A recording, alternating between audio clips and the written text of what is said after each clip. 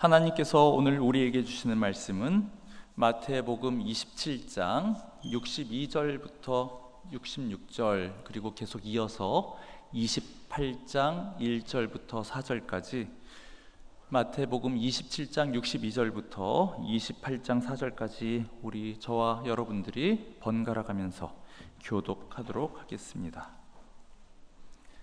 그 이튿날은 준비일 다음 날이라. 대제사장들과 바리새인들이 함께 빌라도에게 모여 이르되 주여 저 속이던 자가 살아있을 때 말하되 내가 사흘 다시 그러므로 명령하여 그 무덤을 사흘까지 굳게 지키게 하소서.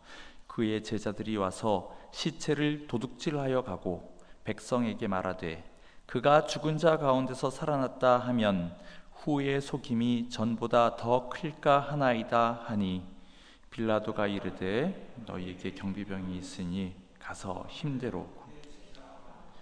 그들이 경비병과 함께 가서 돌을 인봉하고 무덤을 굳게 지키니라.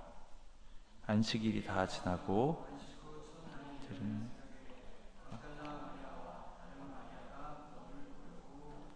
큰 지진이 나며 주의 천사가 하늘로부터 내려와 돌을 굴려내고 그 위에 앉았는데 그 형상이 안개같고 그 옷은 눈같이. 같이 읽겠습니다. 지키던 자들이 그를 무서워하여 떨며 죽은 사람과 같이 되었더라. 아멘. 할렐루야. 부활의 주님을 찬양합니다. 우리 주 예수님께서는 2000년 전 십자가에 달려 죽으셨다가 사흘 만에 다시 살아나셨습니다. 아들을 이 땅에 보내신 하나님 아버지께서 그를 죽은 자 가운데서 일으키셨습니다. 이로써 예수 그분의 죽음이 의인의 죽음, 그러니까 자기 잘못이 있어서 죽임을 당한 것이 아니라 다른 사람들을 위하여서 우리의 죄를 대속하기 위한 그런 희생의 제사였음을 아버지 하나님께서 확증하셨습니다. 죄와 사망이 정복되고 생명의 승리가 우리에게도 예수와 더불어 우리에게도 주어졌습니다. 이처럼 예수님의 부활 사건은 엄청난 중요성을 가진 아주 의미 있는 사건이기 때문에 우리는 그 부활 사건을 잘 기억해야 합니다. 그런데 죽은 사람이 살아난다라고 하는 것은 오늘날 우리들이 보통 접할 수 있는 그런 일이 아니고 상식으로는 이해가 되지 않는 그런 기적에 해당하는 일이고, 또 일어났다고 하는 그 사건이 아주 오래전에 2000년 전에 일어난 사건이기 때문에 오늘날 사람들은 설령 그 교회를 다닌다 할지라도 그 사실을 그냥 대충 믿거나 또는 별반 관심이 없는 경우가 많이 있습니다. 그래서 오늘은 부활 사건의 증거에 대해서 말씀을 전하려고 합니다. 예수님께서 죽은 자 가운데서 다시 살아나셨다라고 하는 것은, 그리고 살아나셨을 뿐만 아니라 하늘에 오르셔서 지금도 하나님 우편에 앉아 계시다고 하는 것은 그 오늘날 사람들의 관점에서 볼 때에는, 과학적 사고에서 볼 때에는 이해가 되지 않는 기적에 해당됩니다. 그렇지만 그럼에도 불구하고 우리들이 쉽게 접할 수 있는 그런 일이 아님에도 불구하고 우리들이 그 사실을 믿는 것은, 우리가 그것을 믿는 가장 큰 이유는 무엇보다도 이 성경에, 이 성경 말씀에 기록이 되어 있기 때문입니다. 그렇다면 성경책은 특히 마태, 마가, 누가, 요한 이 사복음서는 왜 예수님의 그 부활 이야기를 일제히 적고 있을까요? 그것은 그 사건이 그만큼 중요하기 때문입니다. 만약에 예수님께서 부활하신 그 일이 없었다면 이 복음서 자체도 없었을 것이고, 예수를 지금까지 믿고 따르는 그런 사람들도 없었을 것이고, 교회도 없었을 것입니다. 그렇다면 성경에 기록이 되었는데 상식적으로 이해하기 힘든 이 이야기를 어떻게 우리가 받아들일 수 있을까요? 오늘은 그와 관련하여서 4가지 정도를 이제 말씀을 드리려고 합니다. 그 4가지 증거를 이야기하기 전에 먼저 당시 분위기를 먼저 우리가 한번 떠올렸으면 좋겠는데요. 여러분, 예수님께서는 그냥 편안히 계시다가 무슨 병들어서 돌아가시거나 그러지 않았습니다. 예수님께서는 체포되었습니다. 그리고 처형되었습니다. 죄인이라고 간주가 되었기 때문입니다. 어떤 죄를 지었다고 당시 사람들이 이야기했습니까? 대제사장과 그 종교 지도자들은 예수님께서 신성 모독을 했다, 하나님을 자기 아버지라고 했다, 또는 성전을 회파했다. 참으로 이스라엘 사람들이 소중하게 생각을 했던 그 성전에 들어와서 어떻게 보면 예수님께서 난리를, 소동을 일으키시고 막 성전에 대해서 비판을 하는 이야기를 했고, 이렇게 성전을 모독을 하는 그런 죄를 졌다. 또는 로마인 관점에서 보면은 이스라엘은 어디까지나 그 로마의 그 식민지였는데 자칭 유대인의 왕이라고 하면서 반란을 꾀하려고 하였던 그런 이제 죄가 있었다.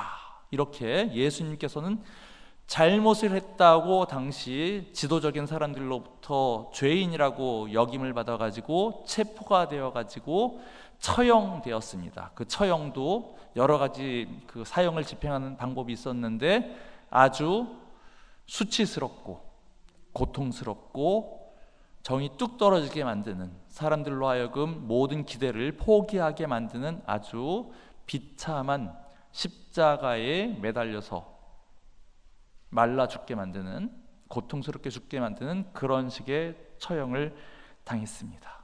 이처럼 당시 주도적인 분위기는 예수 그리고 예수의 무리들에 대해서 적대적이었습니다. 너가 예수랑 같이 다니던 사람이냐? 라고 이렇게 딱 붙잡히면은 그 사람도 이제 처형을 당해야 되는, 예수 무리라고 하면은 같이 끌려가야 되는 이제 그런 상황이었습니다. 그렇기 때문에 제자들이 다 막 달아나고 도망가고 모른다고 하고 이제 그랬었죠. 그런데 예수에 관련된 그 소문이, 예수가 그렇게 처형이 되었는데도 그 소문이 그 이후에도 계속 퍼졌습니다. 심지어 예수가 사흘 만에 다시 살아났다라고 하는 그런 소문이 퍼졌습니다. 이런 소문이 절대로 그 종교 지도자들이나 그 로마에서 보낸 그 총독, 그 정치 세력에게 절대로 좋을 리가 없지요. 하지만 그들은 그 소문이 퍼져나가는 것을 막을 수가 없었습니다. 왜 막을 수가 없었을까요? 첫째로 시체가 없어졌기 때문입니다. 복음서에 기록이 된 부활 이야기는 안식 후 첫날, 이것이 이제 셋째 되는 날인데, 안식 후 첫날 여인들이 무덤을 찾아간 이야기로 그렇게 부활 이야기가 소개가 되고 있습니다. 그 여인들은 그 시신에 향품을 바르려고 했습니다. 이것은 죽은 사람을 예우하는 그 마지막 대접과 사랑의 표현이었습니다. 예수님께는 우리도 다 알다시피 많은 그 남자 제자들, 베드로니 요한이니 하는 그런 수많은 유명한 제자들도 많이 있었지만은 그 사람들은 자기들도 예수의 일당으로 몰려서 체포될까 봐 두려워서 달아나고 숨어버렸습니다. 그들은 예수님이 상당히 사람들한테 인기가 좋고 그럴 때에는 자기들도 한 자리, 높은 자리를 얻을 수 있지 않을까 기대하고 괜히 예수님께 말도 꺼내고 그랬었는데, 정작 예수님께서 그렇게 비참하게 끌려가시고 죽임당하고 하시니까 예수에 대한 모든 소망을 다 끊어버렸습니다. 그들의 그 충성심은 여인들만 못했습니다. 어쨌든 여인들은 그저 우리 주님을 향한 안타까운 마음 또는 그리움 하나만 가지고 무작정 무덤을 찾아갔습니다. 그 돌문을, 그 무덤을 막고 있는 그 커다란 돌을 누가 밀어줄지에 대한 대책도 없이 그냥 찾아갔습니다. 고민하면서 과연 누가 우리를 위해서 저 돌문을 열어줄까 하면서 대책도 없이 그냥 찾아갔습니다. 그런데 현장을 가보니까 이미 그 큰 돌문이 열려 있었고 시신이 사라졌습니다. 그리고 요한복음 20장 말씀을 보면 그 세마포 수의, 그러니까 예수님께서는 그 처형 당하실 때는 모든 옷이 다 벗겨져서 처형 당하셨는데 몇몇 충성스러운 사람 아리마대 요셉과 니고데모가 예수님을 그래도 이제 장사를 시켜드렸죠. 그때 세마포로 예수님의 시신을 쌌었는데 그 세마포 수위는 고스란히 이제 남아 있었다고 합니다. 보통 그 시신의 몸을 그 세마포로 이렇게 싸고 그 다음에 머리는 또 이제 수건으로 이렇게 둘렀는데 세마포 고스란히 있고 수건도 한편에 고스란히 있었다고 합니다. 과연 시신은 어디로 갔을까요? 그 당시에는 어떤 소문이 났냐 하면 제자들이 시체를 가져갔다라고 하는 소문이 났습니다. 그리고 이것은 제자들이 그 무덤에서 시신을 꺼내갈 것이다 라고 하는 것은 그 대제사장과 그 지도자들, 그 종교 지도자들이 가장 경계했었던 시나리오였습니다. 우리가 같이 읽은 이 말씀을 보면 그래서 대제사장과 바리새인들과 서기관들과 이런 사람들이 빌라도 총독을 찾아가서 이야기를 하죠. 저 속이는 자가, 예수님을 이제 속이는 자라고 표현을 했습니다. 저 속이는 자가 자기가 죽은 다음에 다시 살아날 것이라고 이렇게 막 이야기했었는데 실제로 제자들이 훔쳐가서 그런 소문을 내면 곤란하기 때문에 군병들을 시켜가지고 이 철통같이 무덤 주의를 좀 지키게 해주십시오라고 그렇게 부탁을 했고 빌라도가 이제 승낙을 해줬습니다. 그래서 그 종교 지도자들은 그 시나리오를 가장 그 두려워하면서 철통같이 지키고 있었습니다. 그런데 이처럼 극도의 경계를 했음에도 불구하고 우리가 같이 읽은 마태복음 28장 말씀을 보면 큰 지진이 나며 주의 천사가 하늘로서 내려와 돌을 굴렸고, 큰 지진이 나면서 우리가 정확하게 알 수 없지만 어떤 신적인 힘에 의해서 천사가 내려와서 그 돌을 굴렸다라고 이렇게 말씀을 하고 있습니다. 그럼 군병들은 뭐 하고 있었느냐? 그자들은, 그 파수꾼들은 죽은 자처럼 겁에 질려서 꼼짝하지 못했다라고 이렇게 기록되어 있습니다. 그 광경을 보고 너무 질려버려가지고 겁에 질려서 꼼짝하지 못했다. 며칠이 지난 다음에 그 군병들이 그 대제사장과 장로들에게 가서 그 일을 보고를 합니다. 그러니까 그 종교 지도자들은 군병에게 돈을 주면서 매수를 합니다. 그리고 헛소문을 퍼뜨리게 합니다. 마태복음 그 28장 뒷부분에 나오는데요, 니네들이 깜빡 잠이 들었는데, 지키다가 잠이 들었는데 그때 예수의 제자들이 와서 시체를 훔쳐갔다고 그렇게 소문을 내라 하고 돈을 주면서 이제 매수를 했습니다. 그런데 여러분, 이 소문은 그 말이 안 됩니다. 왜냐하면은 그 군병들을 그 무덤 주위에 그렇게 경계를 세운 것은 혹시라도 누가 그런 시도를 할까봐 아주 극도의 긴장을 하면서 경계를 한 것인데, 그런 경비병들이 일시에 동시에 이제 잠이 든다는 것도 납득하기 어려운 것이고, 또 무서워서 달아났던 예수의 제자들이 갑자기 무슨 생각으로 나타나서 그 시신을 훔쳐간다는 것도 공감하기 어렵습니다. 무엇보다도 우리가 주목을 해야 되는 것은 이 사복음서, 이 마태, 마가, 누가, 요한 이 복음서 뒷부분에는 그 제자들이 굉장히 두려워하는 가운데 뿔뿔이 흩어지는 것이 이제 기록이 되어 있는데, 사도행전을 가면은 갑자기 이 사람들이 무슨 용기가 났는지 군중들 앞에 서가지고 담대하게 예수를 증거하는 그런 장면들이 나옵니다. 그리고 그 증언의 그 메시지는 하나같이 다 똑같습니다. 너희들이 죽인 예수를 하나님께서 다시 살리셨다라고 하는 그 메시지를, 너희들이 죽인 예수를 하나님께서 다시 일으키셨다라고 하는 그 메시지를 아주 용감하게 제자들이 이제 전파합니다. 시체를 자기들이 훔쳐가지고 은밀한 곳에 숨겨놓고 있으면서 일종의 자기 체면을 걸어가지고 거짓말을, 자기가 거짓말인 줄 알면서도 막 사람들한테 선포했다고 그렇게 보는 것이, 이것이 이해가 될 수 있을지 모르겠습니다. 사도행전을 보면은 그 사도들이 갑자기 그 예수님을 믿는 제자들이 어디에 숨어 있었던 놈들이 갑자기 나타나가지고 막 사람들한테 막 예수에 대해서 이야기를 하니까 대제사장과 그 종교 지도자들이 베드로와 그 제자들을 붙잡아다가 너희들 예수에 대해서 말하지 말아라 하고 이제 협박을 하는 장면이 나옵니다.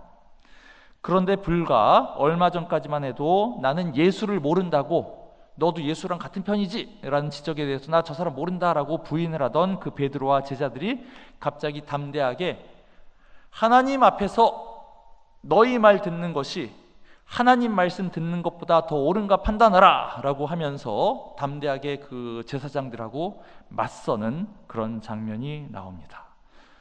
이것이 그냥 나온 용기일까요? 일종의 무슨 자기 체면에 의해서 나온 용기일까요? 그 제자들의 그 변화된 태도를 보면은 도저히 그들이 예수의 시신을 빼돌린 상태에서 뭔가 거짓말을 하고 있다고 보기가 어렵습니다.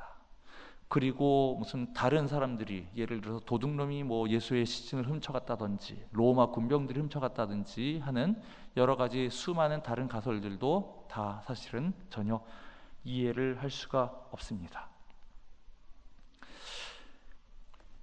갑자기 예수의 제자들이 예수를 증거하면서 이제 교회가 막 폭발적으로 증가하는데, 그런 거에 대해서 이거 문제다라고 생각하면은 그냥 숨겨놨던 시체 찾아와서 여기 예수 죽었다라고 보여주면 그만인데 절대로 그렇게 하지 못합니다. 그렇다면은 예수님의 그 시신은 어디로 갔을까요? 수의 그 세마포, 예수님을 그 십자가에서 온몸에 피와 물을 흘리신 예수님의 그 몸을 덮었던 그 세마포, 그리고 그 머리를 쌌었던 수건은 그 돌판 위에, 그 동굴 무덤 위에, 동굴 무덤 안에 있는 그 돌판 위에 고스란히 놓여 있었다라고 요한복음에 이제 기록되어 있는데요. 그것도 그 수의가 고스란히 놓여 있다는 것도 누가 예수님의 그 시신을 들고 나간 것이 아님을 보여주는 증거로 볼 수가 있습니다. 만약에 여러분들이 무슨 생각에 있어서든지 예수님의 시체를 좀 저기서 꺼내야 되겠다라고 한다면은 막 군병들이 있는데 그 옷을 벗겨가지고 몸만 이렇게 빼올까요?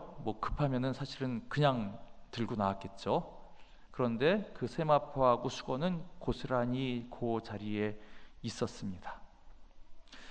그리고 혹시 그 자리에서, 그 무덤 안에서 그 수의를 벗긴다고 할지라도 그 유대인들의 그 장례법에 따르면은 그 피로, 그 천과 붕대로 층층 감은 그런 형태의 수의인데, 그것을 시신에서 그대로 벗겨내면은 그것이 엉망진창이 되어 있을 겁니다. 그 수의가 그것이 그렇게 온전한 형태로 놓여 있지 않았을 텐데, 마치 나비가 우선 번데기 껍데기에서 나오듯이 고스란히 그 수의에서 예수님의 시신을 빼낼 수 있었을까요? 그것도 우리가 생각을 해볼 때는 그것도 불가능할 것입니다. 수의가 헝클어지지 않았다라는 그 기록은 예수님의 그 부활하신 몸이 그 옷에서 고스란히 빠져나왔다는 것을 의미합니다. 사실 이거는 그 설명하기가 쉽지 않습니다. 여러분 나중에 이제 성경의 다른 기록들을 보시면은 이제 부활하신 예수님이 이제 제자들한테 나타나시는데요. 그때도 막 문이 다 잠겨 있는데 예수님이 벽을 뚫고 이렇게 나타나시는 이제 그런 이야기가 있어요. 그것도 역시 우리는 그 어떻게 된 일인지 우리는 이제 상상을 하기가 어려운데 마찬가지입니다. 예수님이 그 세마포, 거기에서 예수님의 그 몸이 어떤 식으로 빠져나왔는지 우리는 상상하기 어렵지만은 아무튼 거기 고스란히 있다고 하는 것은 예수님의 부활이 어떤 인간적인 방법으로 된 것으로는 이해할 수 없다는 것을 보여주는 그러한 증거로 볼 수 있습니다. 이것처럼 예수님의 시신이 없어졌다. 첫째로는 시신이 없어졌다. 둘째로는 수의가 고스란히 있다라고 하는 이것, 요 두 가지 사실만이 예수님이 부활했다고 하는 사건의 증거의 전부는 아닙니다. 그것만 보면 예수님의 시신이 없어졌다, 수의는 그대로 있다라고 하면 그냥 예수님이 없어졌다, 그냥 그 정도밖에 우리는 말을 할 수 없겠지요. 예수님이 다시 살아나셨다라는 것을 보여주는 것은 뭐니 해도 예수님이 제자들한테 나타났기 때문입니다. 부활하신 예수님이 제자들에게 나타났다고 성경에서는 최소한 10차례 이상 기록이 되어 있습니다. 막달라 마리아에게 나타나시고, 베드로에게 나타나시고, 엠마오로 가던 제자들에게 나타나시고, 다락방에 모인 10명의 제자들에게 나타나시고, 도마를 포함한 제자들에게 나타나시고, 또 갈릴리 산에서는 500여 형제에게 일제히 보이셨다고 그렇게 기록이 되어 있습니다. 사도 바울은 다메섹으로 가는 길에서, 사도행전 9장에 나오는 다메섹으로 가는 그 길에서 자기가 경험을 한 그 체험, 그것을 소개를 하면서 나도 부활하신 주님을 보았다라고 이렇게 이야기를 합니다. 이렇게 많은 사람들이 예수님을 죽었다고 생각하였던 예수님의 다시 살아난 모습을 보았던 이것은 무슨 소설일까요? 그냥 이 고안을 해낸 소설일까요? 아니면은 저 사람들이 그냥 환상을 본 것일까요? 아니면 실제로 그런 일이 일어난 것일까요? 우리가 가만히 생각을 해보면은 이것은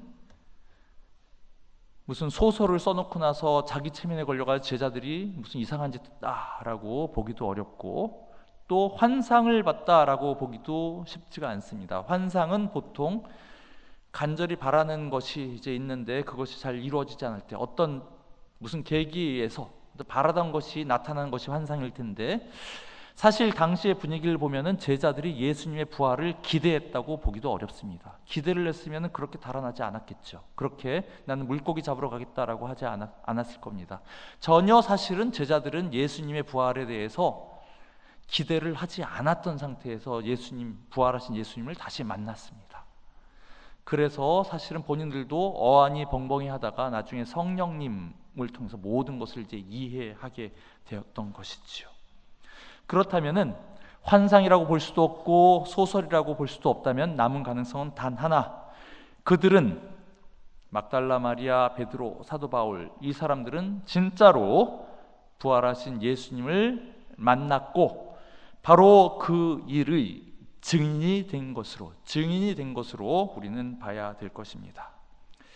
네 번째로, 첫 번째로는 시신이 없어졌다, 둘째로는 수의는 그대로 있었다, 세 번째로는 목격자가 많다. 그 다음에 네 번째로 말씀을 드리고 싶은 부활의 증거, 네 번째는 예수님을 따르던 제자들의 변화입니다. 변화. 주님께서 잡히시고 고난 받으셨을 때 그 제자들은 절망과 낙심 가운데 빠져 있었습니다. 그러나 그들이 그 절망과 낙심을 다 버리고 새 사람이 되었습니다. 말로 다 표현할 수 없는 믿음과 능력, 기쁨과 사랑이 그 제자들을 사로잡았습니다. 대표적으로 두 사람만 보도록 하겠습니다. 하나는 베드로입니다. 주님께서 잡히시던 밤에 주님을 저주하고 나 저 사람 모른다고 강력하게 부인하고 통곡했던 베드로가 갑자기 담대한 주님의 증인이 되었습니다.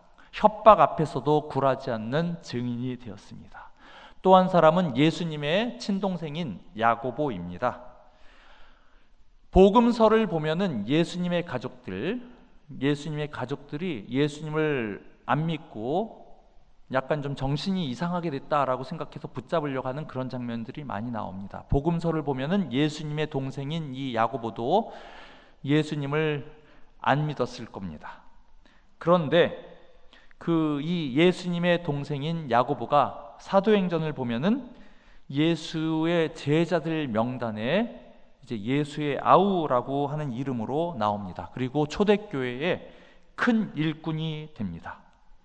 무엇이 두려워하던 베드로를 용감한 증인으로, 그리고 의심 많은 야고보를 믿음의 사도로 바꿔 놓았을까요? 바로 부활하신 예수 그리스도이실 겁니다. 예수 믿는 자를 핍박하던 바리새인 사울을 사도 바울로, 전도자 바울로 바꾸어 놓은 것도 바로 부활하신 예수님이셨습니다. 여러분, 이런 것이 지금 제가 간단하게 4가지 정도만 말씀을 드렸는데요, 이런 것이 그냥 우리가 쉽게 생각을 할 수 있는 대표적인 부활의 증거일 것입니다. 죽음을 이기신 주님께서는 우리들도 변화시킬 수 있습니다. 연약한 우리들을 쓰셔가지고 능력 있는 주님의 일꾼으로 삼으십니다. 우리의 슬픔과 한숨 모든 것을 다 변화시켜서 기쁨과 승리의 노래를 부르게 하실 것입니다. 우리 안에서 살아서 역사하시는 분, 그분의 능력을 힘입어서 우리도 변화되어 함께 승리하는 우리 모두가 되기를 주님의 이름으로 축원합니다.